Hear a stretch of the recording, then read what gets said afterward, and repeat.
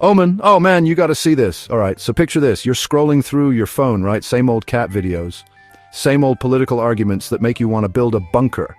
And then bam, someone mentions Oman, and you're like, Oman? Is that next to, oh boy, I need a vacation, Istanbul? Well, let me tell you, it's a real place, and it's absolutely spectacular. Welcome to our countdown of the must-visit places in Oman. We're not just talking about pretty pictures here, we're talking about experiences that will rearrange your understanding of beauty, history, and maybe even your ability to haggle for a carpet. I mean, I once tried to haggle for a discount on a parking ticket. It didn't go well. But Oman? Oman is a different story. Now, I know what some of you might be thinking. Trevor, you're a comedian. What do you know about ancient forts and desert landscapes? And you'd be right to ask. My expertise usually lies in navigating the treacherous terrain of news headlines. But travel, my friends, travel is the great equalizer. It's about opening your eyes and your mind. If you're planning a trip to this beautiful country, you won't want to miss these incredible destinations. We're talking about places that look like they've been lifted straight out of a movie, except the special effects are all real and the only green screen you'll find is the lushness of a hidden wadi. So buckle up, or rather unbuckle, and get comfortable, because we're about to take you on a virtual journey that might just inspire your next actual journey.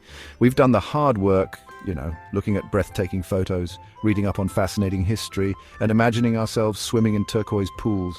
It's a tough job, but someone's got to do it, right? Get ready to discover ancient secrets, vibrant cultures, and landscapes so stunning they'll make your Instagram followers green with envy. Or, just inspire them to visit too. Sharing is caring after all, especially when it comes to places this amazing. Okay, first up we have Wadi Shab. Now, Wadi basically means valley or ravine, but calling Wadi Shab just a valley is like calling Beyoncé just a singer. It's an understatement of epic proportions, people. Imagine hiking through a sun-drenched canyon surrounded by these towering, rugged cliffs that look like they've been keeping secrets for centuries. And just when you think, all right, this is beautiful, very scenic, I get it, the path leads you to these crystal clear turquoise pools. I'm talking water, so inviting. You'll forget you just hiked and immediately want to jump in. It's like nature's obstacle course, but the prize at the end isn't a flimsy medal. It's pure, unadulterated bliss and a very refreshing swim, and the adventure doesn't stop there. Oh no, Wadi Shab is the gift that keeps on giving. You swim through a couple of these pools, maybe wade a bit, and then you might have to squeeze through a narrow opening in the rocks. It's like being Indiana Jones, but with better swimwear and less chance of being chased by a giant boulder. Hopefully, the grand finale, a hidden waterfall inside a cave. Yes, you heard me, a waterfall inside a cave. The sunlight filters through, illuminating the water, and it's just magical. It makes you wonder if all the best things in life are slightly hidden, requiring a bit of effort to find. Or maybe I'm just trying to justify why my TV remote is always lost. Seriously though, places like Wadi Shab remind you that Mother Nature is the original architect, and frankly, she's showing off in Oman. You're surrounded by date palms, the sound of flowing water, and this incredible sense of peace, even with other people around. It's a workout, a swimming adventure, and a therapy session all rolled into one. Just remember to bring sturdy shoes for the hike and waterproof everything, because you will get wet and you will love every second of it. It's the kind of experience that makes you feel truly alive, and maybe a little bit like you've stumbled into paradise. Which, let's be honest, after a long flight is exactly what you're looking for. Next, we're heading to Nizwa Fort. Now, I know the word fort can sometimes bring back memories of dry history lessons and dusty textbooks. You're picturing a guide droning on about dates and dynasties, and you're secretly wondering if it's too late to fake an illness. But trust me on this one, Nizwa Fort is different. This isn't just a pile of old rocks. This is a massive, imposing structure that tells a story of power, ingenuity, and a time when defending your city involved more than just a really strong Wi-Fi password. It's like stepping onto the set of a historical epic, only it's all real. And the cannons? They're not props, my friend. The main feature of Nizwa Fort is its colossal cylindrical tower. We're talking seriously big. Like, how did they even build this thing back in the 17th century? Big! Apparently, it took 12 years to build just the tower, and when you see its scale and the thickness of its walls, you understand why. This thing was built to last and to intimidate. Inside, it's a fascinating maze of rooms, staircases, and exhibits that actually bring the history to life. You can learn about the traditional Omani way of life, see ancient artifacts, and imagine what it was like when this fort was the bustling center of the region's power, religion, and trade. It's way more engaging than any PowerPoint presentation, I can tell you that. And the views from the top? Spectacular. You get a panoramic vista of Nizwa city, with its date palm oasis stretching out towards the Hajar Mountains. It really puts things into perspective. You can almost hear the echoes of the past, the calls to prayer, the hustle and bustle of the market below. They also have these clever defense mechanisms like murder holes, which despite the name are not where they discussed bad movie plots, but openings through which defenders could pour boiling date syrup or drop rocks on attackers. Brutal, yes, but also kind of brilliant in a medieval sort of way.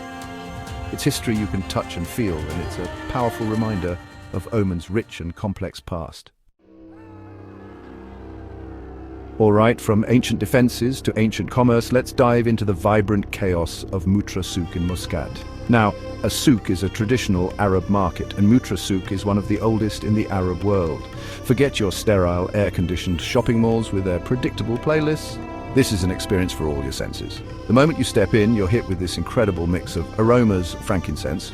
Oman is famous for it, and it smells amazing, like a spiritual spa day. Exotic spices, perfumes, and a hint of something deliciously unidentifiable that makes you instantly hungry. It's like your nose is going on its own little adventure. And the sights. It's a labyrinth of narrow alleyways, crammed with tiny shops overflowing with treasures. You'll see shimmering silver Khanjar daggers, traditional Omani clothing in vibrant colors, intricate pottery, beautiful textiles, and mountains of dates. Oh, the dates.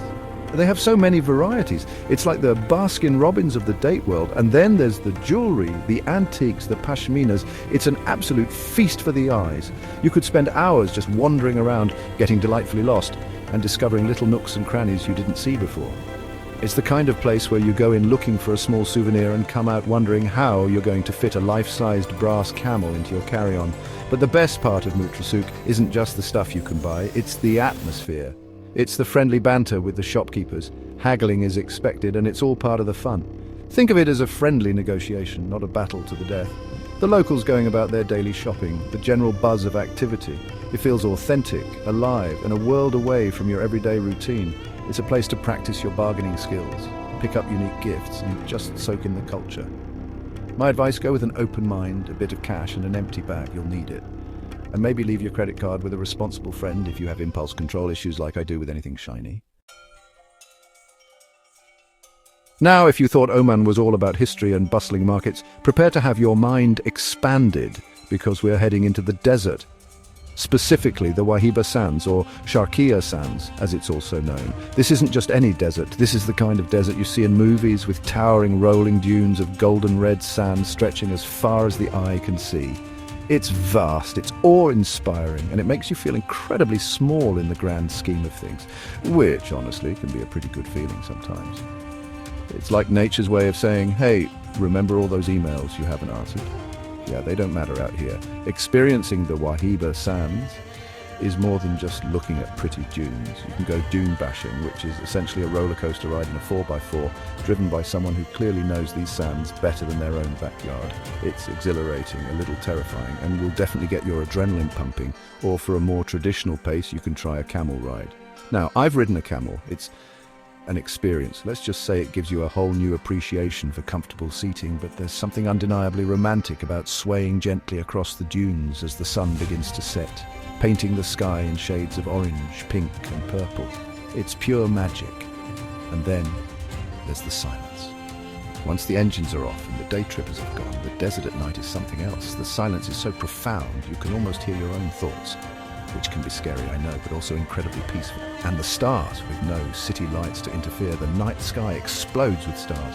It's like someone spilled a giant bag of diamonds across a velvet cloth. Many visitors choose to stay overnight in a desert camp, experiencing Bedouin hospitality, enjoying traditional food, and sleeping under that incredible canopy.